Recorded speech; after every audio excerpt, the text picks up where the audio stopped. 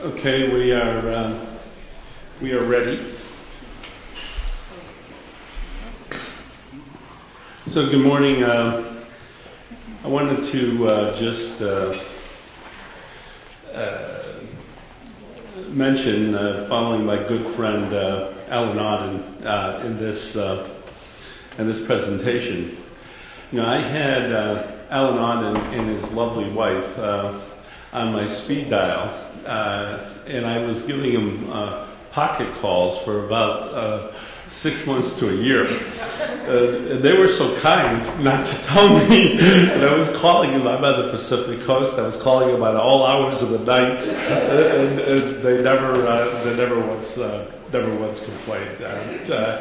Just to give you a sense of humanity in this process.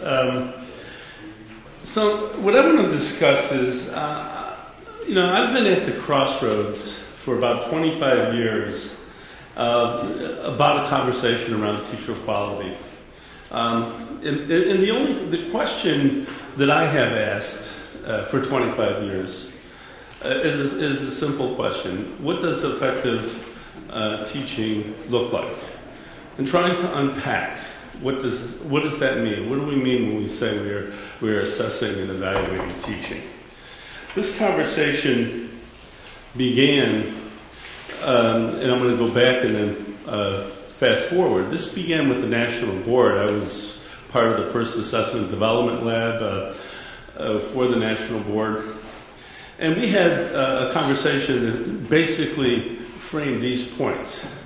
And the conversation was about how do you build a profession, and what lessons can we learn from how other professions were built. You know, the classic example was the medical profession. Basically, was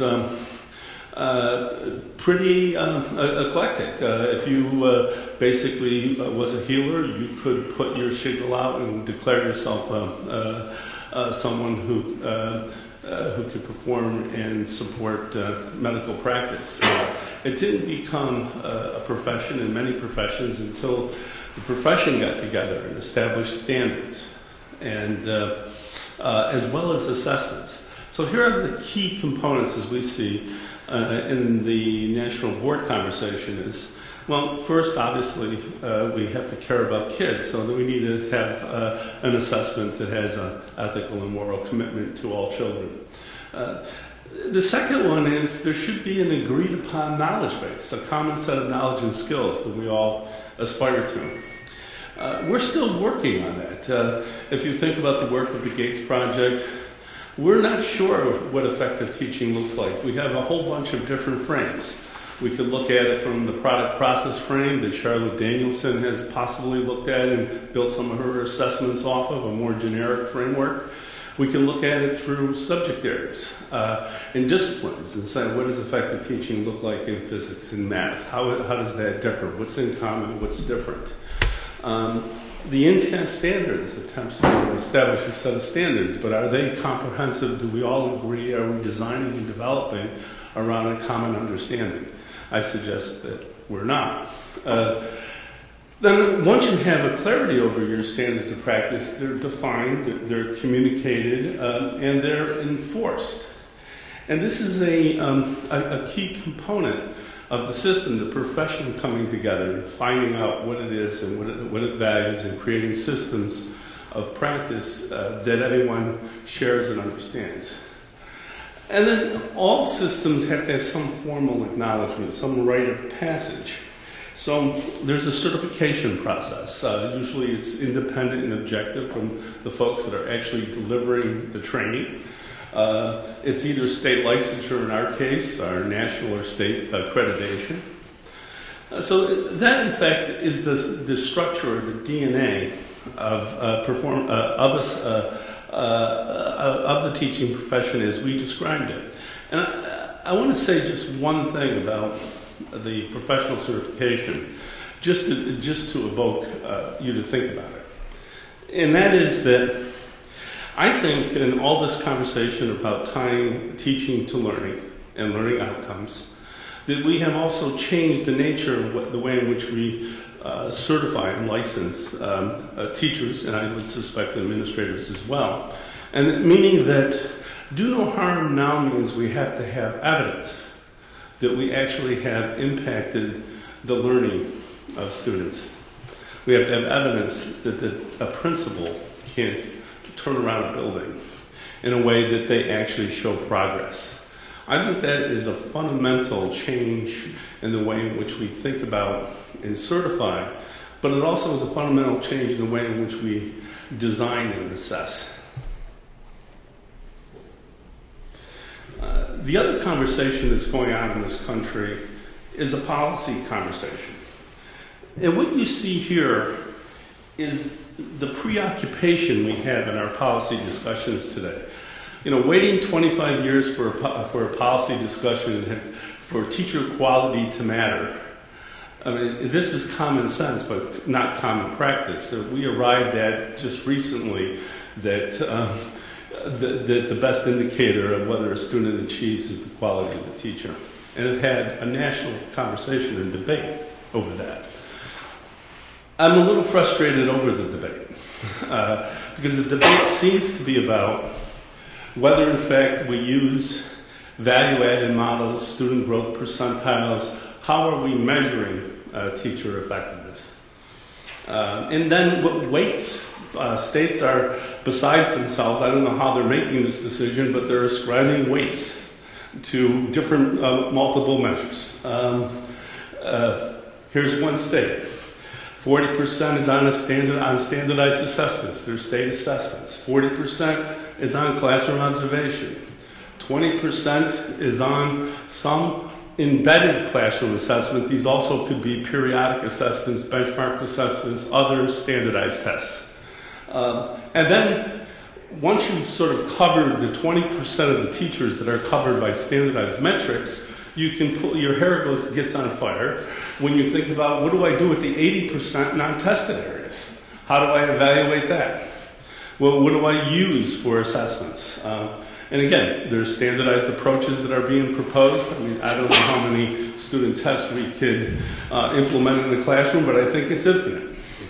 You can do, SLOs, student learning objectives. There's some processes that people are trying to put in place.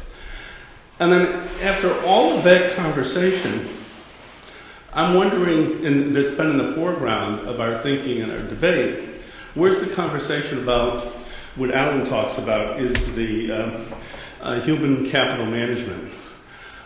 How are we building the capacity of teachers and principals to do this work? Are we making a difference in the classroom for all kids? Are we? And the way I think about that is maybe it's more hand waving because I follow the money, and the money is not in building the capacity of teachers. It's in the first part. It's building the assessments. It's reliability and validity studies around the assessments. Building the capacity is something we all say is important but don't invest in or seldomly invest in. And then let me say one thing about, I think this was raised in a question, but let me put a fine point on it, please. We're talking about standardized assessments as if, in fact, those standardized assessments measure really important things that we really value. I'm sort of in the Lee Shulman school of thought here, that I want tests that are worth teaching to. I'm not sure that the standardized tests that we're talking about are worth teaching to, regardless of the psychometric measures and properties that we all try to aspire to and think about. And I think that's also another concern that we really need to take seriously. Now, instead of sort of sitting on the outside of this and wringing my hands, and I can definitely wring my hands over my own work. And I've been involved over the last, 5+ years, designing and developing a multiple measure assessment system, portfolio-based, around teaching, patterned after some of the early work of the National Board with the same general structure of the National Board, focusing on planning, instruction, assessment, and reflection, or we call it analyzing teaching. In addition, we include academic language as a key dimension of our portfolio assessment process that we have put forward. And we began this work in California, and then unbeknownst to us, the national conversation caught up to us. One state was going to pilot and try out our system. It was the state of Washington, University of Washington per se. And we thought, this is great. You know, we could work with what other state, a great partner and colleague to really look at this issue in greater depth. But then 25 states expressed some interest in doing this performance assessment work. And now we are in the business of thinking about a large-scale pilot and how we bring this work to scale and maintain. And one of the things we always talk about, and we can talk about this in discussion, I probably, in trying to answer the question of what does effective teaching look like, I didn't spend my waking hours and days thinking about sorting teachers out. You know, it wasn't my high-level motivation. I was wanting assessments, and I believe in assessments we're teaching to, but I wanted assessments that actually were educative, that the candidates who are going through the assessment, that this is a learning experience, that we're providing useful information to programs about their practice so they actually can improve and make changes.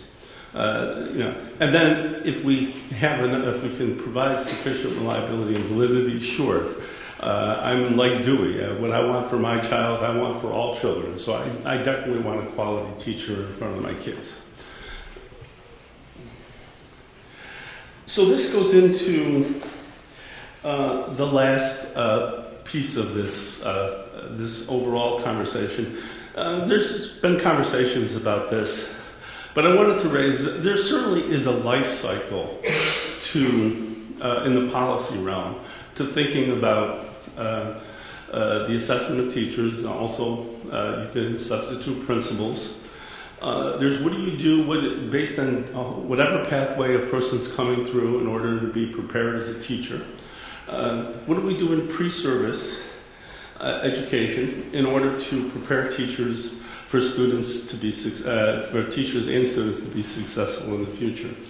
That pre-service component, and this is where we have come into the policy frame by building a licensure assessment to support pre-service, a common assessment that the universities and other preparation pathways will use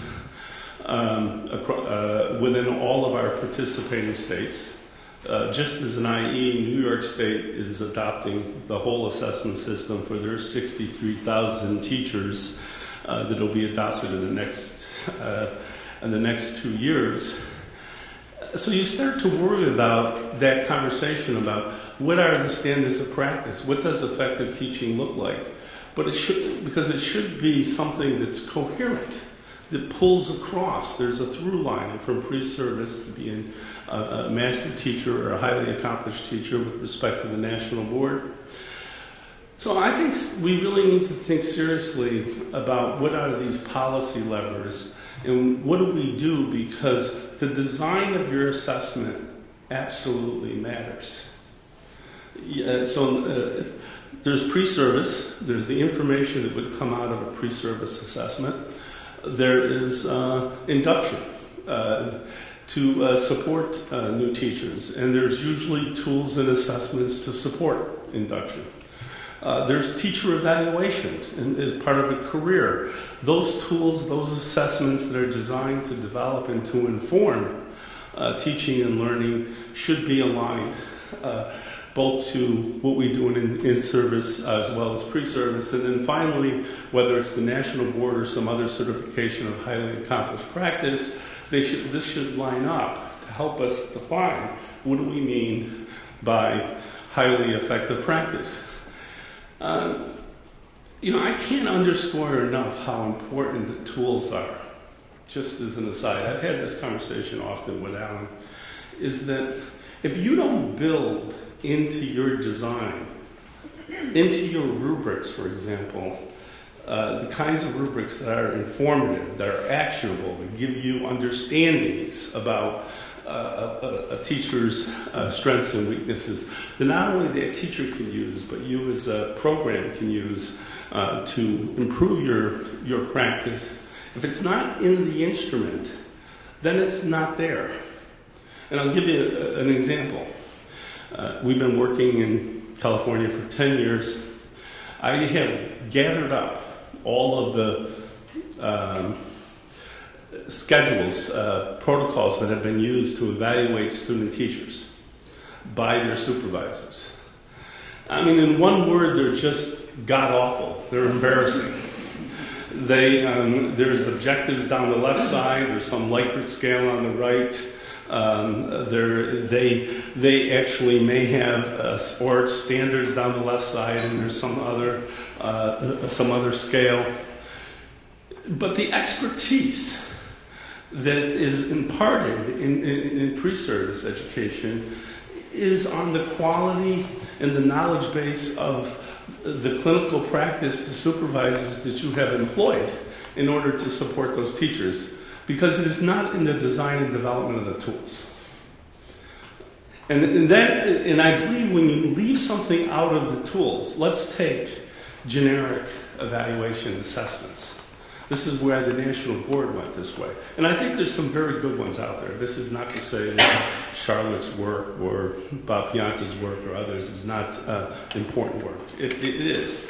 But what you're trying to find is what are those common skills and abilities that cut across a kindergarten teacher and a physics teacher. I frankly have never understood how you can have the same instrument for a first grade teacher and someone teaching biology or math in high school, how you can have the same instrument for someone who has 1 year of teaching experience and someone who has 30 years of teaching experience. It just doesn't make sense. So we need to think differently, I believe, about the way in which we design and assess. It's not every instrument you use to evaluate teachers and students is okay. Because I believe it's not okay. I believe it gives you, it makes a whole different validity argument and leaves out so much that we really need to pay more attention to design and development. And then let me just end this with something about this criteria was used by the National Board. There's a real difference when you try to bring work to scale. And if you're a designer or a developer, or if you want to bring something to scale in Pittsburgh, whether it's a principal assessment, you've got to be thinking about administrative feasibility. Is what you're doing credible? You know, I like to think about, do we have assessments that are trustworthy? Are they credible and defensible? We might, as a psychometrician, I might say reliable and valid. But fairness counts here. How one perceives this piece, how one perceives how fair their assessments are, is going to make a huge impact on the field. Because if in fact we have arbitrary, formulaic ways of evaluating teachers and students and principals, we will have exodus. We will have mass exodus of folks that really are highly qualified. The legally and technically defensible, I just talked about this, economically affordable. We've got to get smarter about the delivery system. The reason why performance assessment, one of the big reasons why performance assessment is not embraced much at scale, it gets on the cutting room floor because we can't figure out how to do this in an affordable way. When it's human scoring, and our primary focus is on human scoring, and we have to train people face-to-face, the old-fashioned way, we can't bring that system to scale. And if you want evidence of that, talk to Park and Smarter Balance. That they are struggling mightily to try to figure out how to use performance assessment, I'm afraid the answer is they're not going to use it very much. Let's see if I can end this at a high note.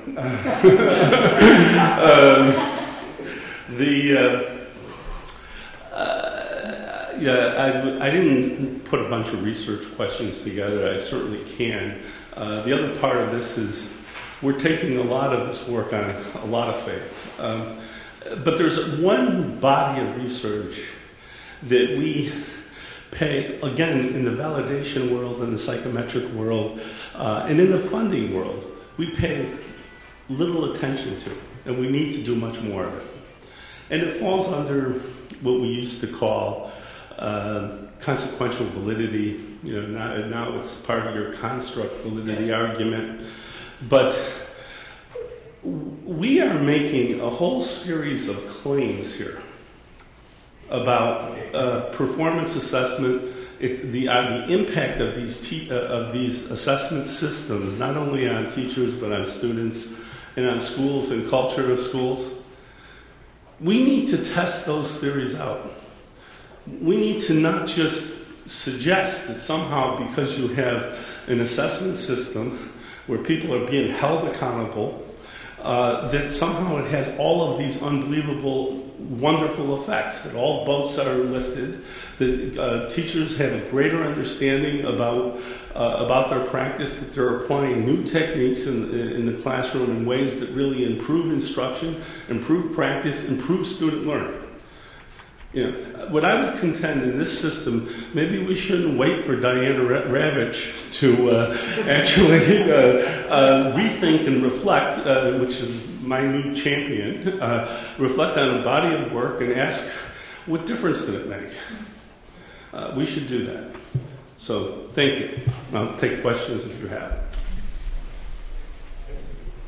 I'm not sure this is a question, Ray, but I appreciate it, especially the way you began with this question of how teaching might become a profession. I think teaching is not now a profession, and I don't see the means whereby it might become a profession. Teaching is an occupation. As an occupation, it is a wholly owned subsidiary of the state. Professions, from accounting and architecture on down through the alphabet, became professions in part because they were private practices that could use the apparatus of the states, small s, to help them control entry to the occupation, to control the criteria of quality, to control teaching, that is, learning how to do the job, and the evaluation of the quality of the work. Teaching in the U.S. isn't part of that world. As I say, teachers are like postal workers. And one of the things that's most striking to me, which you remarked on, directly and indirectly in this whole conversation, is where is it in the interest of teachers to organize to do the sorts of things we would like them to do? And none of these evaluation systems are really aimed at answering that question. These are all about doing things to teachers and teaching, but not about organizing the occupation so that it is in the interest of the occupation organizationally and the practitioners within it to do the sorts of things we would like them to do. And the only places that in the U.S. now where I see efforts to organize schools and teaching so that they have a good response to Mike Smith's original question to Alan, sort of where's the social organization and capital to actually improve teaching, are some of the comprehensive school reform designs and some of the charter networks. And they're quite impressive in the sense that they build organizations that do the kinds of things that make it in the interest of teachers and people who work with teachers in schools to improve practice. They build it from the inside out rather than trying to build it from the outside in.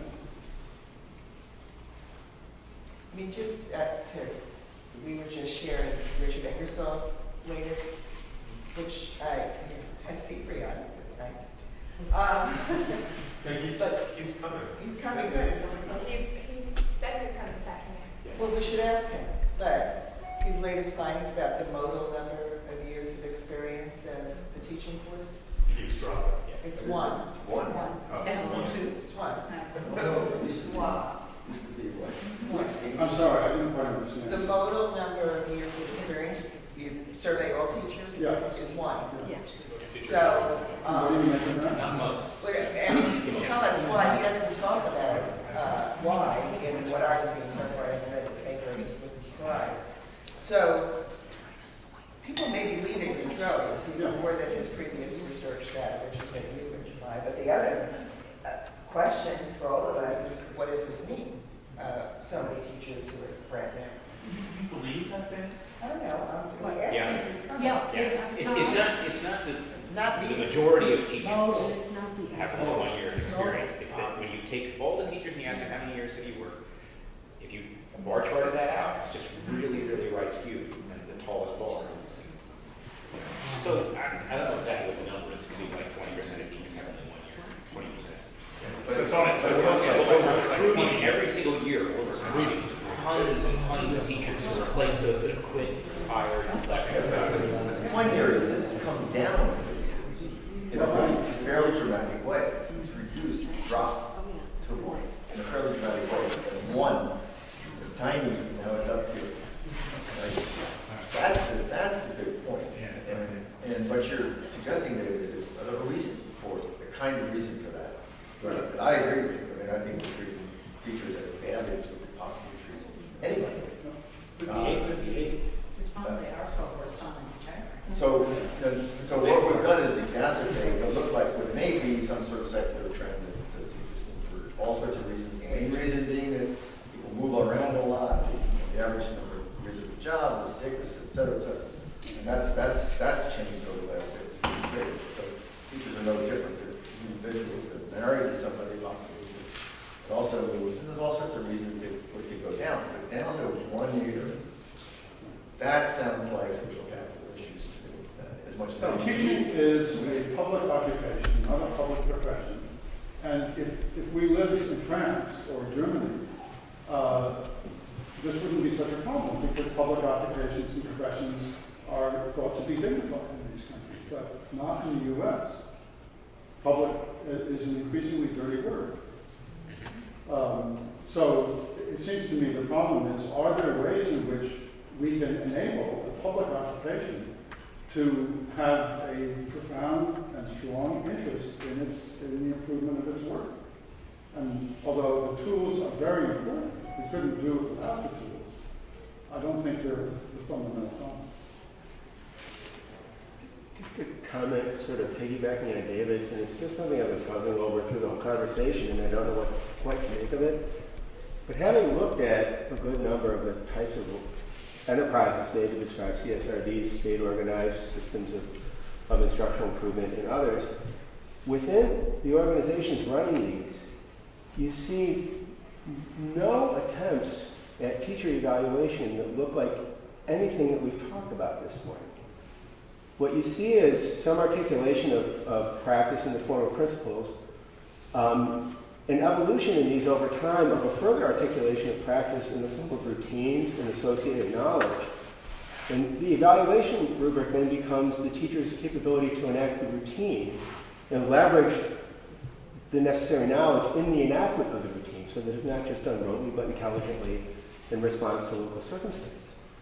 And their internal improvement mechanisms are all organized around evaluation of that sort, and nothing nearly as sort of eye-crossing as the type of evaluations you see perking up in the public sector. And I just don't know what to make. You wouldn't see them, the ones that I've looked at that have taken this sort of improvement seriously.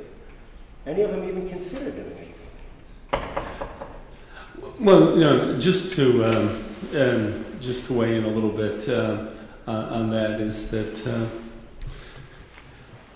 what is remarkable to me, you know, and actually building off of David's comment, it's just hard to imagine in other sectors, in other professions, where the voice around this has been so muted. If this was if this emulated professional practice, there'd be a human outcry over this process. But we have found successfully how to mute the unions that are trying to bring up at least the question in part. But they have their own sets of baggage coming into this process. And it's, I can't imagine that any community would accept this kind of appraisal for their assessment. I mean, if you were in business, all of this focus on business, and what do they use? They use 360-degree evaluations. They collect multiple sets of data. They empower supervisors to look at it. You have a say in how you're evaluated. I do agree with you now. I think that the conversation is far from rich. It's not even existing. And then the default to that conversation, this is why design does matter, at least in part. Could you get some pieces of this right? I'm not here to say that I believe it's, I think we're in a transformative time. You just wonder what the transformation is.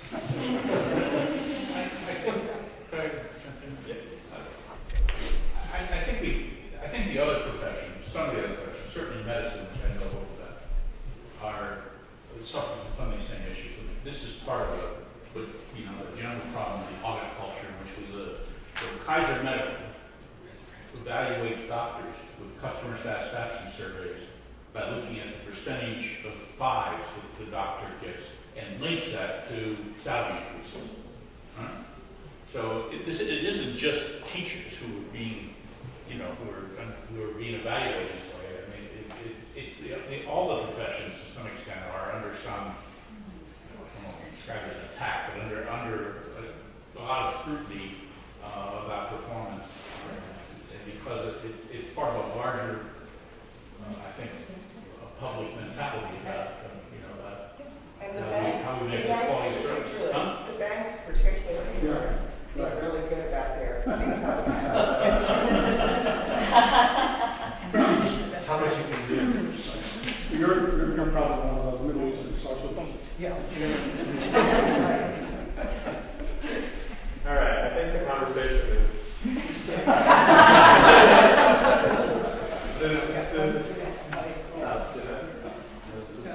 One of the things you were talking about with regards to the medical profession too is that you're looking at sort of hybridization of professionalism, and so lots of people have done studies to realize that what we thought were professionals, we really don't have the true professional anymore. Like, you could argue faculty in the universities were professionals at one time, but now with everything such as management, and you have all of these different sort of, like, I guess, checks and balances coming in, it's not exactly as clear as it used to be. And so the other thing I was thinking about is if you ask a teacher, do you think that you're a professional? I really do think that given certain parts of their perspective, they probably would say yes, and it could be taken as offense to be like, you just have an occupation, not necessarily because it's anything lower, but it's this idea that for all the rules and for all like intents and purposes, they are trained by other teachers who were teachers. They are given certification lots of times by people who have gone through the process themselves. Like, schools themselves can choose who their members are, who aren't, and there is a sense of autonomy if you have like the governance, like the teacher unions. And so it's a gray area, I guess, with regards to professionalization, but it's one of those things where when you're talking about where to be able to go and how are you able to get people to be really interested in making change in a group of people, you can, but there's just all these other aspects that are playing at the same time that are also putting leverage points onto these groups as well. And so I think that's, and it's a weird ground because we almost rarely have ever come across it now, especially with the deprofessionalization of what we were used to before. Yeah, if you take Tom's example of the medical profession, it's always dangerous to compare the medical profession.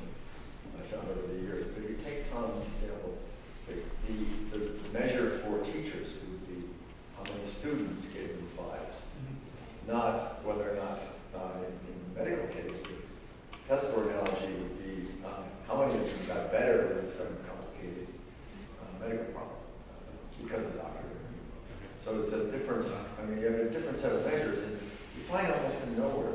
I mean, what happens in most organizations is that the manager is responsible for making sure that the people are good and training them on a simultaneous basis and a continuous basis. There's no conversation about continuous improvement. But that's how good organizations really work. They work continuously. They work at the lowest level continuously, at the highest level continuously. So all those conversations are gone from our own conversation. We say, oh, well, they're on the beach. The beach does nice work. Ontario does nice work, but then we ignore it and go right back to our own thinking about this. And it's I think we're headed for a real coalition. I got one view of that is it's both and. Because what happened is we had conversations about continuous improvement without evaluation metrics to counsel out those who weren't improving. And so now that we're kind of working on the technical issues of getting decent metrics, well, with people as possible. And it seems to me it's both and. It shouldn't be viewed as either. No, I wouldn't. But I would also intervene with something like student work, look at student work over time. And if you've got a principal coming in on a regular basis, giving them a 10-item test that says, oh, that's something to do. What you do is you come in and you look at student work in portfolios over time. Is the writing improving? Is the math improving? How do you compare it to Mrs. Jones next door, et cetera, et cetera? And you've got yourself something that's rich then, and you create a conversation about it. And therefore you can improve into the substance of it, as well as into some abstract measure, which is what you get when you We live in a culture where there's a strong preference for a number, a symbol. Yeah. Oh, yeah. Right? Something simple you can grab hold of. And the problem I have, especially in the current environment of scarce public resources, and what David said, a public that despises the public. Right? So in that atmosphere, there is the existence of the number is going to dictate everything. And it'll be easier to use the number than it will be to make the investment in people's improvement. It'll just be easier just to say, okay, you didn't make the 3, out you go. We'll find another warm body. That's an easier solution than the investment in development. Sure. So I love this. Of the many things I love about this conversation, it's about performance metrics. And there's 3 things we know that help performance metrics work. One is getting the measure right, the kind of cognitive adequacy. Is it measuring what we're supposed to do? I heard Alan, really talked a lot about that and was able to kind of show how much we're focusing on. If we get that right, that's kind of like a logically better step. But the other is this like communicability and transferability, but also the transparency that Susan was really pointing out. We need these metrics or structures to be impervious to corruption. Well, that's going to vary by these different systems that we try to look at, and by state and by setting and a lot of these kind of things. So if we can kind of hammer that out. The other is this trajectories improvement piece. So we not only want continuous improvement in the setting where we put these things in, but we need some kinds of mechanisms to update the metrics themselves, to update the way that they're deployed, to update when it's not quite working or working out, or maybe having these second order effects we don't really like. And I'm not hearing a lot about how much that's part of the conversation, or maybe is that conflated with some of these other kinds of things. Right. So it's kind of the implementation, post-implementation, and the feedback effects of, once something gets rolled out, it's really hard to undo it, or it's really hard to change it. And so I just would like to know more. Yeah. Well, let me react to that, actually, because, in bringing the work that we're doing to scale, the quality of the metrics, the cognitive demands around it has been central to our thinking. On the corruptibility piece, again, I hate to continue to quote Lee Shulman, I probably just quote David Cohen, but there's a, I like to have what Lee would say, low or moderate stakes and high yield. You put high stakes on an assessment, you're guaranteeing that you're going to have some gamesmanship. So you got to figure out how to live in this space. And the way in which we have tried to think about this at the national level is that we have inextricably linked the implementation issues and the support structures that are necessary to the actual to the assessment system itself. So, just to give you just a few quick examples, I could talk. This is what I would love to talk a lot more about, but here's a few examples. You have an assessment system. Let's just stipulate. Maybe it's a good system. Let's stipulate that what we did was actually quite good. Of course, you can evaluate that, but let's stipulate that it is, at least in this part. Well, I mean, there are common sense things and tools that you really need. How do you introduce that assessment to your faculty, to your supervisors, to your cooperating teachers, to your students? We basically build assessments and then we allow 1,000 flowers to bloom. You can pay attention to this or you can't. You can treat it as compliance or inquiry, depending on your perspective and disposition. But maybe you could put together, and this is what we're busy doing, we're putting together multimedia tools that we could put in the hands of teachers, and faculty, supervisors, and others, that they can at least have a better sense of what the underlying meaning behind this is. What does effective teaching look like? We want to tell them what it looks like based on what the research suggests and says, how this assessment fits other assessments, how it fits the movement around the Common Core. I believe if you're going to do this and at least have any chance of success, you have to have the nexus between practice, what you do around implementation and assessment needs to be paid significantly more attention to. And that means putting things in the hands that people can use and adapt, at least in part, is one way to think about an assessment system that pays attention to implementation. And I'll just say one other thing, for purposes of transparency. What we're trying to do in New York State, we're identifying teachers that are going through our system, prospective teachers going through our system.